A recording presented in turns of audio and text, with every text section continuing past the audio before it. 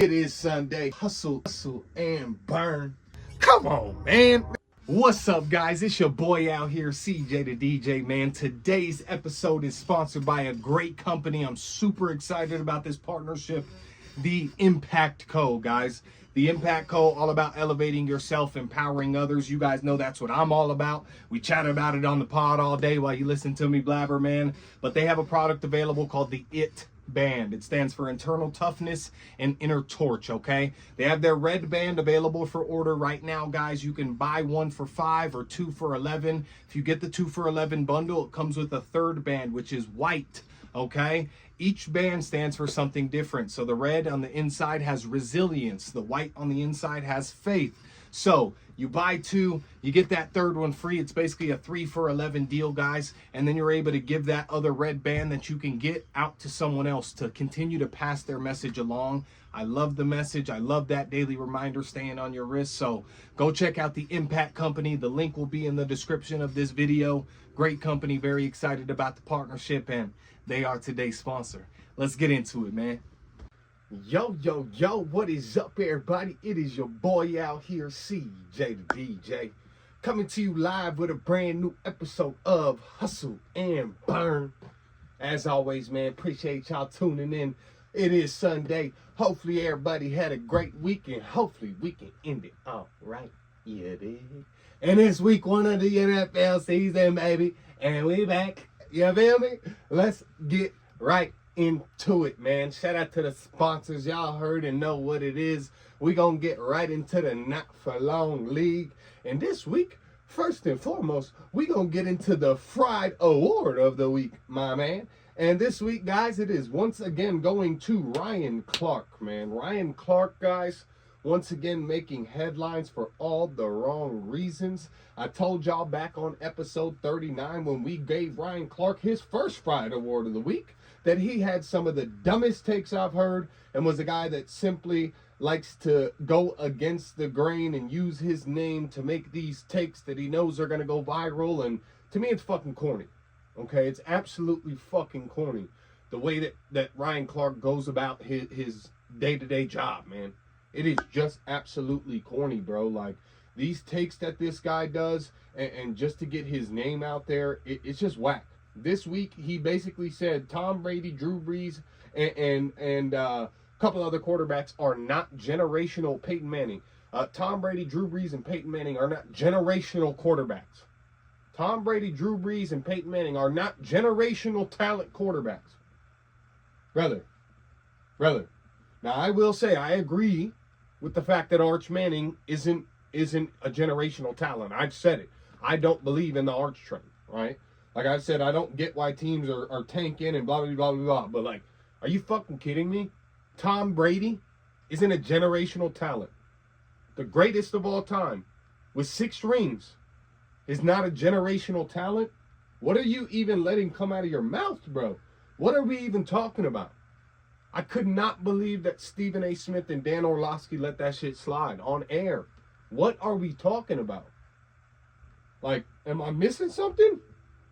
And then he has his own podcast, of course, outside of the ESPN network. He even further elaborates on this point, saying Caleb Williams and Trevor Lawrence are generational quarterbacks, but Arch Manning is not. Brother, what have Caleb Williams and Trevor Lawrence done to be generational talent quarterback? Come on, bro. That's just where it sends me. Like, what are we even talking about, fam? Drew Brees, Peyton Manning, Tom Brady. Generational quarterbacks. I don't care what nobody says. I don't care what Ryan Clark says. I don't care what nobody watching this pod has to say about it. Those 3 quarterbacks are generational quarterbacks. Don't at me about it, fam. Ryan Clark gets the Fried Award of the week this week, ladies and gentlemen, because that was brutal. That was brutal. All right? Like I said, it's week 1. You know we back, baby, and the season kicked off with the Cowboys versus the Eagles, and, you know, we quickly going to run through this. The Cowboys, you know, they are who we thought they would be, right? A great offense with the defense that can't stop anything in order to win them many games. So the Cowboys won't be winning many games because they're going to need to score 28, 35 a game just to have a shot at winning. Because the defense can't hold nobody. Nobody, brother. Let me tell you, not a soul. That defense can't hold nobody. And really, for anyone watching that game, it was clearly evident, to me at least, and it should be evident to anyone watching that game, the biggest glaring piece of the defense they now don't have is edge containment. How many times did they get pressure on Jalen Hurts? He would get around one guy, roll around the edge. Guess who's supposed to be there? Guess who would be there? Michael Parsons, ladies and gentlemen. Guess who'd be chasing down the quarterback as he tries to come around the edge? Micah Parsons, ladies and gentlemen. Okay? So it was never more clear, and it was so evident, okay? Just on the fact that they needed Micah Parsons, in those situations, all right? And it was just glaring. I didn't like it at all. It was sad, honestly, for me to sit there as a Cowboys fan and watch. Like, it's clear. It's clear we need the boy. It's clear. Just pay him. Just pay him. You feel me? Come on, man. Now, I will say, with the Cowboys defense, one thing, DaRon Bland and Diggs, they did shut down the Eagles wide receivers. Hey, I'm just saying, that little secondary, they all right. But I don't know if that's going to be enough to win in the game, man, if they can't stop nobody. Well, we'll see at the end of the day. The Eagles, to me, looked a bit lackluster at the end of the day. But it's week one. They looked lackluster coming out last season, week 1, too. You feel me? So, you know, I think they look good. But I think the Eagles' defense as well was pretty rough. Like, they will have to stop teams much better than that, you know, if they want to continue to win football games and continue to be as dominant as they were last year.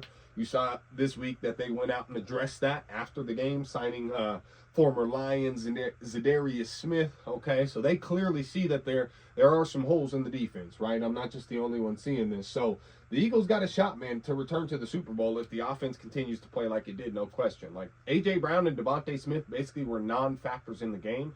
That's your third and fourth best player. Like, they clearly have a 1-2 punch with Jalen Hurts and Saquon Barkley in kind of their backfield. They damn near don't even need these wide receivers, fam, because it's so good in that regard.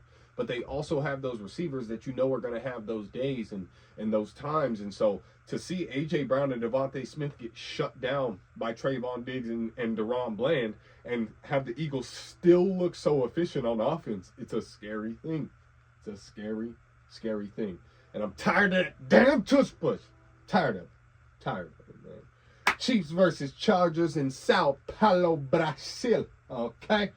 Chiefs came in on their high horse into Sao Paulo, said, man, we won the AFC West 8 times in a row. We the kings. We ain't worried about nothing. My boy Justin Herbert said, this is Brazil. Herbie said, no. Dropping dimes right on time, man. And if you watch this game or you watch the highlights, like, to me, it was evident for one of the only times that I've watched the Chiefs games and I've watched Patrick Mahomes play. It was evident for one of the first times only to me that Patrick Mahomes may not be the best QB on the field. Like, that's just real life. And I know Patrick Mahomes is great. I'm not taking away from his greatness, but what I mean by that is at the end of the day, bro, in terms of quarterback play, there's not many times where often we can say Patrick Mahomes got outplayed by another fellow quarterback. And Justin Herbert did it. 25 of 34, 73% completion percentage. 300-plus passing yards, 3 tutties, 0 a goose egg. Interceptions, all right, which we got to love. Shout out to the train. Plus 32 rushing yards within the game. 19 of those rushing yards being on a crucial scramble on a 3rd and 14 that helped them secure the win versus the Chiefs. So, like, at the end of the day, fantasy managers were loving it to the max, of course, unless you're me and you left Justin Herbert on the bench like a bozo. Hopefully Trevor Lawrence makes up for it. Prayers. We'll see. But at the end of the day, man, like I was saying, it's week 1, but that's a great sign for Justin Herbert and what's to come. And as I've been saying, guys, I am high on the Chargers. I see a world where the Chargers easily win the AFC West, which is going to probably be the toughest division in football this season. Okay? So I'm just saying, I know it's week 1 and everything like that, but this is a great sign from the Chargers, man. And you know, episode 41, when we were kind of making predictions before the season, right after the draft and everything, I told y'all, I think the Chargers are going to be a top 4 to 5 team across the NFL, bro. Like, this is crazy. Like, look at Jim Harbaugh. Look at this man. Look at this man. Look at this man, bro. You betting against this man? Come on now. If you don't think the Chargers are contenders, bro, best of luck to you. Best of luck to you. Put your prayers up. Best of luck to you, brother. Because the Chargers are going to be a top 4 to top 5 NFL team, man. I'm just telling y'all. All right? Now, it's week 1. And for those that been watching since last season, y'all know how we do when we get into the Not Belong League. I got the sports bets for y'all, man. It is your boy out here, man. Every NFL chat and conversation we have on this pod is sponsored by the one, the only ORSBC, guys. This is the hottest Raiders football club in the state of Colorado, the hottest football club, period. All right. This year they are located down at Sueños Cantina, brand new bar, picture perfect timing. You feel me? So come down, guys. Guess what? You can meet us there today. Yes, today. Come on down, scrub your ass, get in the shower, do whatever you need to do. Lace up them shoes. Come on down, man. ORSBC.Denver. Go look us up. Go see the events. Go see the themes that they're having this year. Best club in the box state. Shout out to them for sponsoring the pod, baby. Let's get back to it. Y'all heard what it is. ORSBC. Come on down to Sueños Cantina today for that watch party. You feel me?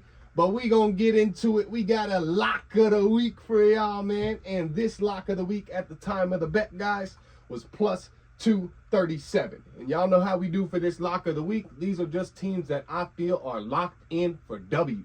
All right? So this is the lock of the week. Again, it was plus 237 at the time on FanDuel. For my people that are on FanDuel sports betting, there's a 50% profit boost you can add to this just to sweeten up the pot a little bit. You feel me?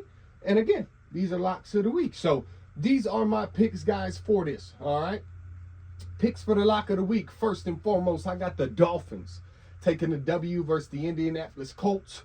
Obviously, guys, both teams are struggling. Okay? Both teams are struggling substantially. But I think the raw talent of the Miami Dolphins and Tyreek Hill, if he plays, he's been questionable in and out. But I really think Tyreek and the raw talent, if he plays, are going to be the saviors today for the Miami Dolphins versus the Indianapolis Colts, who obviously they have quarterback issues that they're dealing with. They're trying to rebuild and grow into something. But the reality is, guys, we know the Colts aren't big contenders. And the Miami Dolphins still are coming in with something to prove. They've heard all the talk from people like me saying that their run is over and they're going to blow up the team. You feel me? So at the end of the day, I think the Dolphins are coming in taking a W. All right, against the Indianapolis Colts, man. That is pick number 1 for the lock of the week. Pick number 2, guys, I got the Bengals taking a W versus the versus the Cleveland Browns, man. For me, you know, if Cincinnati comes out and loses this game after re-signing Jamar and T. Higgins and having a full camp with Chase Brown as your running back 1, just to get that kind of flow and development there for all parties involved within the offense. Like, at the end of the day, if they can't win this game and they come out and lose to the Cleveland Browns in week 1, obviously, you know, you got the fact that they may be like the Cowboys as well, right? They may not have a defense that can stop many people, right? But at the end of the day, man, unless Shedeur Sanders is playing quarterback for the Cleveland Browns, perfect timing, you feel me? I just don't see a world where the Cleveland Browns come out with Joe Flacco week 1 and knock off the Cincinnati Bengals, man. And if they do knock off the Cincinnati Bengals, then the Cincinnati Bengals have some serious issues to address immediately. Because this is supposed to be their year, bro. The Cincinnati Bengals are highly rated on everyone's board. This is supposed to be their year. I'm telling y'all, if Cincinnati loses this game to the Cleveland Browns, it is mega for what's next within that team. And again, I know it's week 1. I keep saying that. I know it's week 1, guys. But if they come out and fall flat to the Cleveland Browns in week 1, I promise you the narrative around Cincinnati is going to blow up ridiculously. And they know it, and they can't have that, especially early on in the season, man, especially with all these big contracts. So I got the Bengals W versus the Browns, man. Now, the third leg of the lock of the week, I got the Broncos. Damn it. I got the Broncos taking a W. Shout out my boy Polly. Shout out my boy Benny, man. Shout out to y'all, man. Hopefully your boys get the W today. But they playing the Tennessee Titans, man. So I feel confident about the Broncos on this one.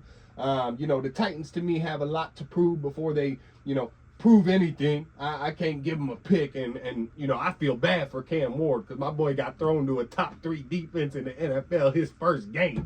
That's just brutal. All right, that's just brutal. But at the end of the day, I got to go with the Broncos. They got more talent. They got better coaching. At the end of the day, they've had a full off season to really get things together. Re-signed a couple key pieces. I got the Broncos taking the W, man. So that is a 3-leg lock of the week for y'all, man. 3-leg lock of the week. And at the time of the bet, it was plus 237. All right. And again, for my people betting on FanDuel, there was a 50% profit boost you can add to that. Sweeten it up a little bit. You feel me? But let's keep it moving into the juicy parlay of the week for y'all, man. And for those that haven't or don't recall the juicy parlays, this is going to be a parlay every single week that is always plus 1,000 odds or more, man. So I got a 5-leg juicy parlay for y'all, all money line straight up. First leg of this juicy parlay for y'all, I got the New York Jets and Aaron Glenn to upset the Pittsburgh Steelers and ruin the season opener for them and Mr. One, Aaron Rodgers. All right. I got them ruining it for my boy Aaron Rodgers, for my boy DK Metcalf. I got the New York Jets taking a W versus the Pittsburgh Steelers, coming in to make a statement. First game of the season. All right. That's leg number 1. Leg number 2, ladies and gentlemen, I got the Jacksonville Jaguars taking a W versus the Carolina Panthers. This should be a lock in my opinion, but Carolina has improved. They did look good down the stretch last season, you know what I mean? But at the end of the day, Trevor Lawrence and the Jaguars, they, again, as we've been speaking on this whole offseason, got this new look offense. They got this new hotshot head coach and offensive coordinator duo. Y'all got Travis Hunter to pair on the opposite side of Brian Thomas Jr., who was already a top 5 wide receiver in the NFL his rookie year. Y'all got a good running back room. You damn sure better not come out, Jacksonville. I'm telling y'all right now. So I got Jacksonville over Carolina money line with the second leg. Now the third leg, this is a very important one. I got the Raiders, baby. The Raiders. You feel me? I got the Raiders W versus the Patriots, man. Winning week 1, you feel me? I got to ride with my guys. I think Pete Carroll and Geno Smith are coming in to quiet all the talk about them not being an elite duo together when they're side by side. So I got the Raiders over the Patriots. All right, that's the third leg of the juicy parlay. Fourth leg of the juicy parlay, I am taking the Detroit Lions money line versus the Green Bay Packers, guys. I know Green Bay got some weapons. I know, the running back room for Green Bay is looking better. They got Josh Jacobs in there. He looked great down the stretch last season, but at the end of the day, guys, I still need to see their wide receiver room on the field for a full game to trust in Jordan Love the way every analyst does right now. And that's just me. And from my perspective, the Lions have the pieces and the raw talent. Same thing as, I kind of went back in the lock of the week to just the Dolphins in terms of raw talent. I think the Lions have a little bit more raw talent on their roster as currently constructed. They just re-signed Jamison Williams to an $83 million contract. And they just were really smooth, okay, as a whole system and unit last season. And I really think, especially this game, you know how Dan Campbell is, man. The Lions coming in to take the W. Shout out my boy Joe Manning. You feel me? Shout out to the gang. But that's my pick. Now, the fifth pick of this juicy parlay is the Houston Texans, ladies and gentlemen, taking a W over the Los Angeles Rams. I think this is going to be an absolute battle. Let me just say that. I think this game is going to be close. It is going to be an absolute battle.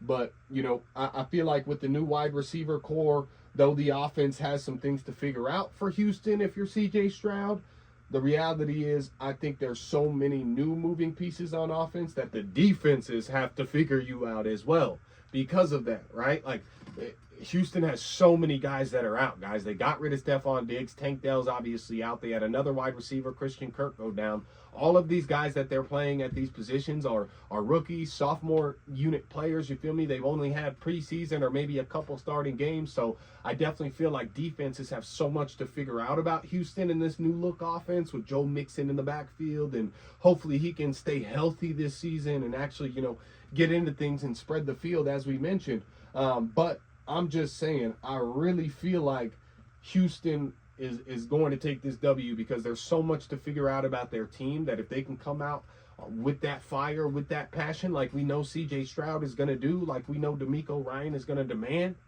they're going to take the W in this week versus the Los Angeles Rams, who are dealing with Matt Stafford, who's coming off kind of injuries. He's always banged up, it seems, right? And I know they got Devontae. I know they got Puka still. The Rams are not, and Kyron Williams. The Rams are a good team. The Rams are a sleeper team. I said that.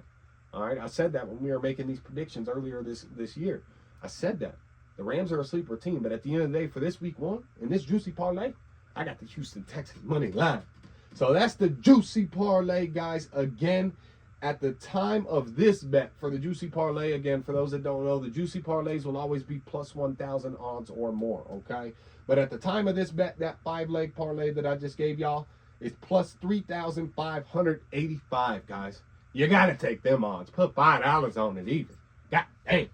And for my FanDuel people, there's a 50% profit boost that you can use to make it plus 5,379 odds. God damn, man, I'm taking it. I'm taking it.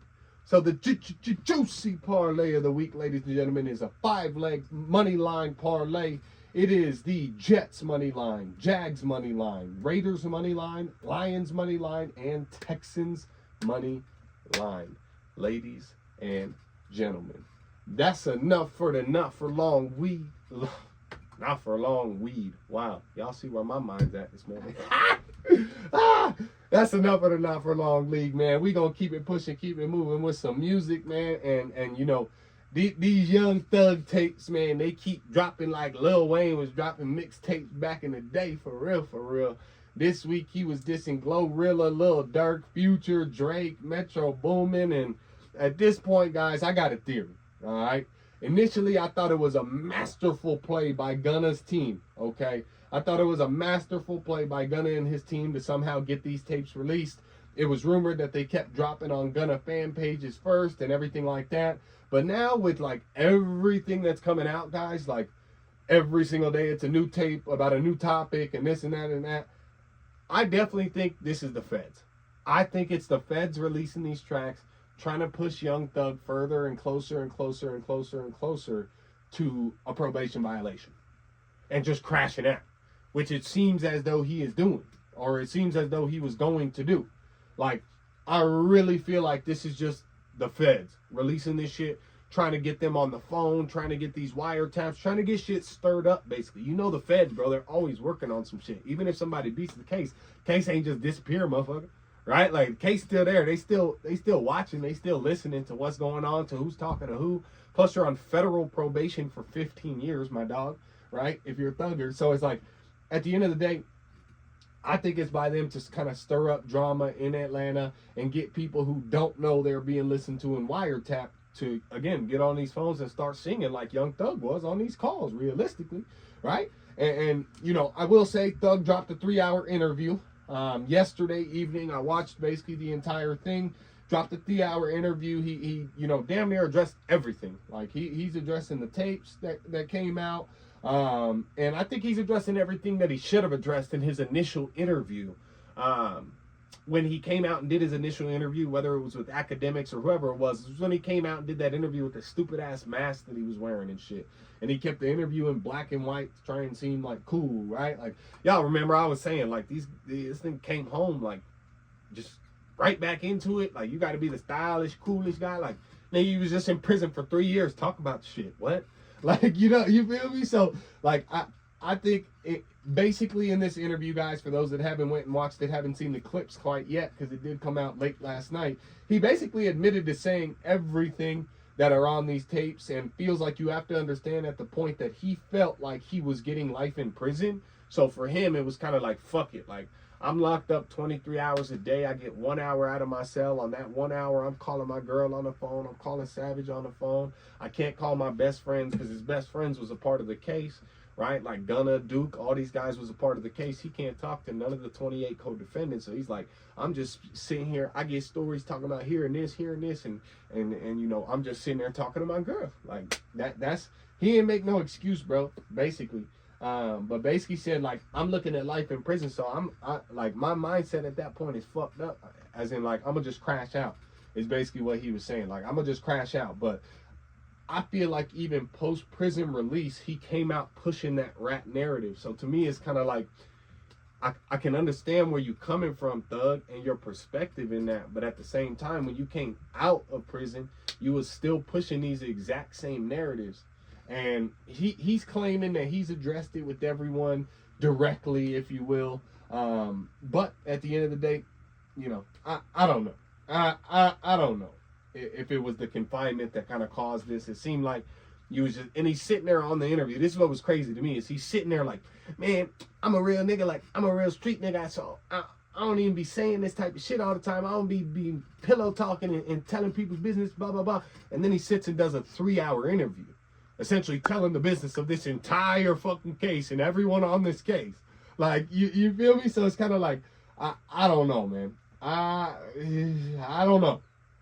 But he does go on to admit again that he was messed up, and he's apologized to the people. And he actually even said that he still has love for Gunna, man. He said, like, I thought I hated Gunna. Like, I thought I truly hated that motherfucker, but my girl made me realize, like, I don't hate him. Like, I hated him because I was locked up, in my opinion, and I was looking at a life sentence, about to do life, because this nigga signed his name on a piece of paper that said YSL is a gang, which therefore could potentially get me life in prison. So at that point, I'm like in the mindset of like, I hate this motherfucker.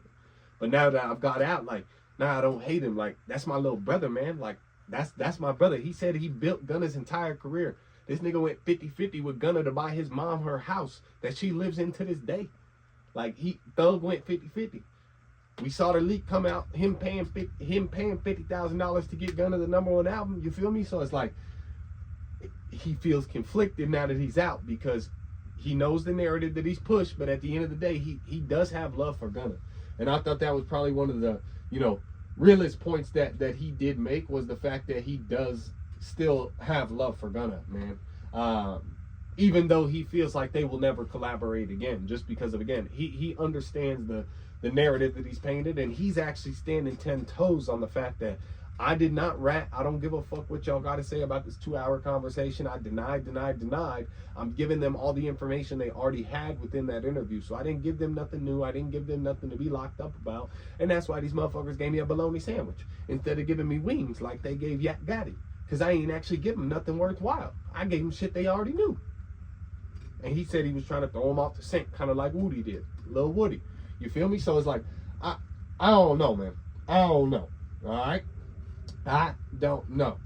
But this to me was a great move by Thugger. Okay, and I gotta say, watching this, watching the video version and not just the audio, like listening to the audio, Young Thug is very, very smart, guys. Young Thug, I will say, is very smart. Like, he knows what to say. He knows how to say it. He knows how to play it. He knows how to, like, play action-wise and mannerism-wise into whatever he's saying, bro. Like, he's really a wizard. I was watching this interview like, yeah, this nigga's really a wizard, bro. Because it looks so natural, but I can tell that this shit is thought out. Like, I can really tell that this shit is thought out, man. But a key highlight that I took away from this, it was actually in the very beginning, like the first 4 to 6 minutes of this, man. And if you paid attention, guys, last week and made it to the end of the pod, I gave y'all some super free game last week at the end of the pod, man. Okay? Like, I gave y'all real free game. Okay? I said that life is just moments, guys, and you have to choose what to do and what not to do in those moments. All right? Because at the end of the day, all moments end. And what you're left with is a new reality based on what decisions you make in those moments. Okay? And I was expressing not to get caught up in the moment and doing something that's not going to elevate you. Okay? And not be progressing. And so here's what Thug said in this clip. I want y'all to see this. I was raised by a man who just was like, go forward, because that's what matters. What matters is not sin and just being stuck in the moment and dwelling on certain things. Like, that ain't what life is about. when you living in a king, when you living as a king, it's about going forward. I think I did that so much to the point where I forget to speak about certain things. And you heard him at the end there. Now, before I said what I said last week about not getting caught up in moments, previously on the pod, I've also said that you have to stop and be grateful for your blessings. Otherwise, the universe is not going to reward you guys. Okay? And like, I just put that clip up there. I say that to say, like, dog, I'm really sitting up here giving y'all free game from $1 million mindset, bro. I want y'all to like really hear that and understand that. I am quite literally here giving you free game and a perspective from $1 million mindset, bro. Okay? And I really hope that y'all are paying attention, because I'm just not just on here talking to talk, bro. Like, I'm not on here just talking to fucking talk. Real life. Like, in reality, I'm on here really giving y'all the real deal Holyfield of what the fuck is really going on in this world from a higher state of mind perspective, bro. Not just a regular motherfucker sitting in his shed recording this pod for y'all just to come on here and talk. I'm really giving y'all a perspective, and I'm really giving y'all game, if you pay attention, from a higher level, bro. I promise you. Okay? This shit is not coincidental. Okay?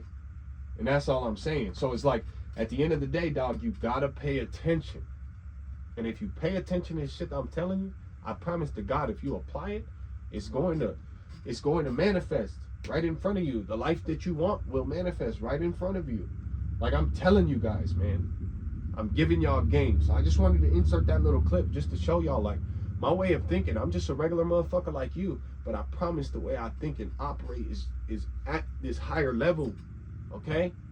It's at that higher level. So when I come down to be able to give y'all game and be able to give it to you in a way and with words that you can digest, because that's the problem. A lot of times these people on these higher levels, they're talking this shit, but they can't break it down to a level a regular motherfucker can digest. I'm breaking this shit down so you guys can digest it properly, understand it, and utilize it.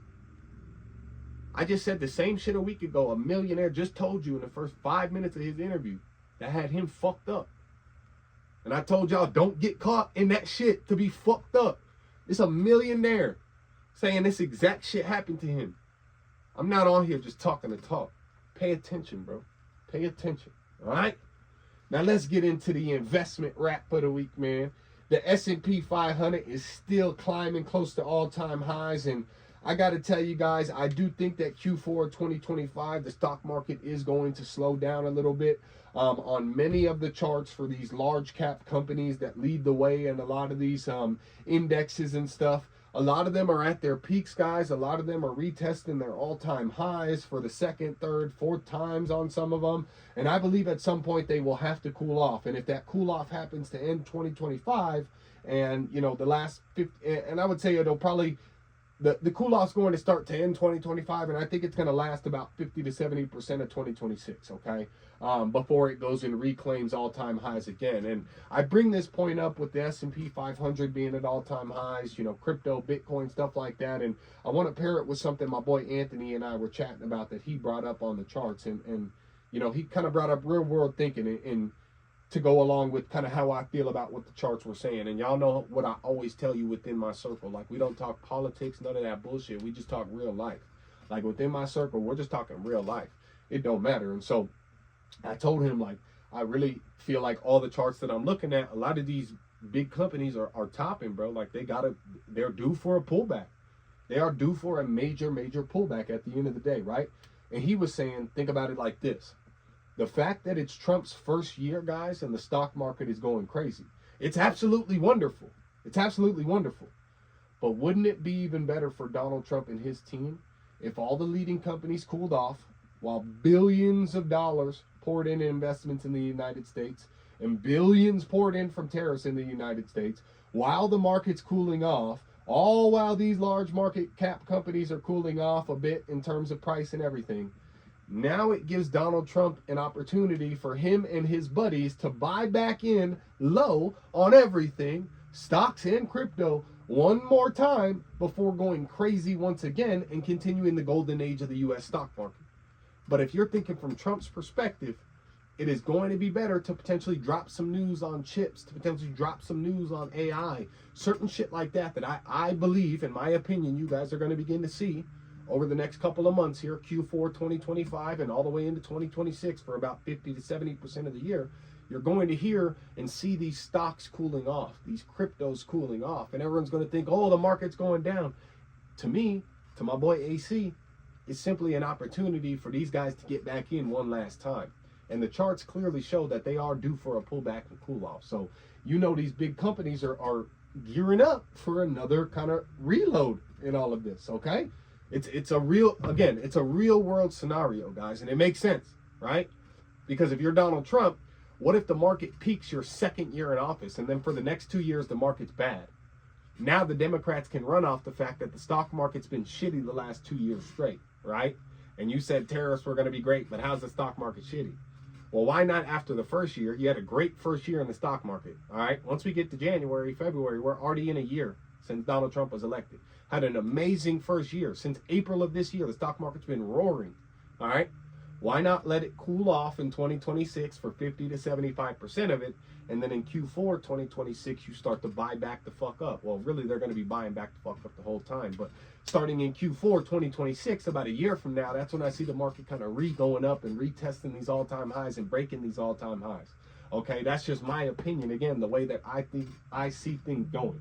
And I see that, you know, within a lot of stuff, okay? I think the same goes for Bitcoin and XRP. I do think the next like 1 to 2 months will be kind of mega for Bitcoin and XRP, but I think they're both at levels where it's make or break. Like, you know, I showed you guys on Facebook before Facebook went on this most recent last run. I showed you guys that.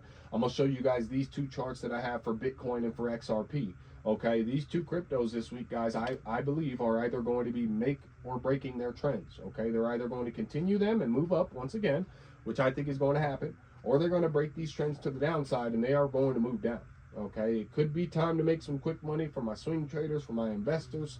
I would watch and see what happens on Monday. Monday is going to be a mega money day. I promise you the energy is all aligned for Monday to be a mega money day in multiple ways, whether it's up, whether it's down. It is going to be a mega day for money on Monday. I promise you that. Pay attention. Clock that. Clock it. You feel me? Clock it. But I'm just telling y'all, man. Again, I really think, you know, on these charts with the crypto, the stock market, I think 2026 is going to be a cool off period. So I'm just putting that out there for you guys. And I really wanted to just show you guys that, man, because there's really some true value in what I just said and laid out to you if you just paid attention. I know it sounds like I'm rambling, but again, as I just said, guys, we speak real life on this podcast, okay?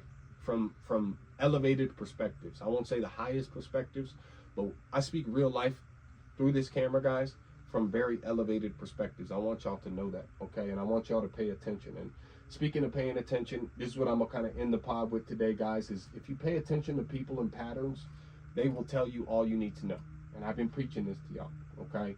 If you play your cards properly and you pay attention, people will begin falling into the traps that you lay and expose themselves. All right? And or instead of exposing themselves, what they may do is they think they're smarter than you and they try and flip it and play you. When in reality, you're already on that train of thought prior to beginning your plan of action, right? And so they're not getting one over on you, but they think you are. They think they are, okay? But if you pay attention to the patterns and the people, the story will write itself. You just got to be there and move accordingly to plan, okay? And I know my plan. It may last months, it may last years, but I got a plan, okay? Like I have a plan, and I'm speaking this plan on this platform into existence. So I'm telling y'all to watch it manifest just as I say it's going to. I'm telling you guys, okay? But be great. Elevate yourself, empower others, guys. Y'all know how the Impact Company does it. I love the messaging. That's why they continue to be the sponsors for us. If you haven't got an IT band yet, hit me up because I got some red resilience bands actually on deck that I can sling you. I would love to do that to spread their message, man, but I appreciate y'all tuning in. This has been an episode of Hustle and Burn, and we out.